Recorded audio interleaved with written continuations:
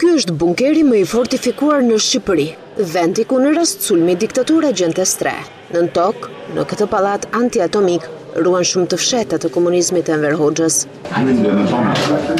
Kryeministri Edi Rama, i shoqëruar nga ministra dhe ambasador, ja ka hapur dyert pas 22 vitesh publikut për të para të fortesë që sipas tij mban ende sekret dosje të krimeve rrënqetëse. Ruajtja e këtij misteri dhe e këtyre mistereve, ashtu si dhe ruajtja me fanatizëm e misterit të dosjeve të shkuarës, dosjeve të sigurimit të shtetit, ku fshihen plot të vërteta të hidhura, janë në fakt vazhdimësia e të njëjtës shkollë. E duke folur nga një monument i historisë komuniste, Rama ka përcjell mesazhe për historianët që ta rishkruajnë dhe politikën ta mbajnë sa më larg. Shkrimi i historisë duhet i mbetet historianëve. Përpjekjet për të rishkruar historinë me porosi qeveritare apo përmes vullnetit të hekurt politik kanë qenë sa tragjike në të shkuarën e largët, aq qesharake në të shkuarën e afërt.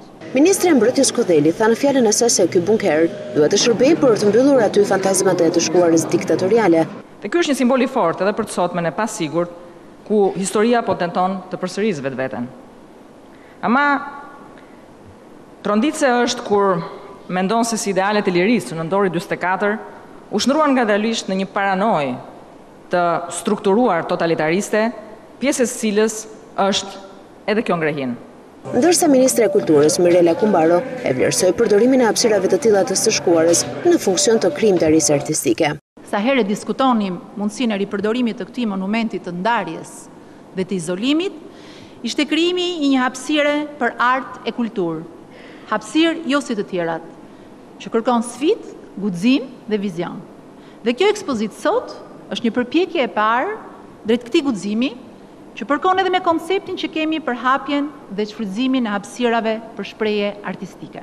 Bunkart, i njohur vite më parë thjesht si objekti 0774, do të shërbejë si një muzej i periudhës së diktaturës. Ai është një bunker 5 katësh, në të cilin gjenden plot 106 zyra dhe banesa të udhëheqësve të lartë komunist, mes tyre dhoma gjumi, sallë mbledhjesh, një bar bufe e të tjerë.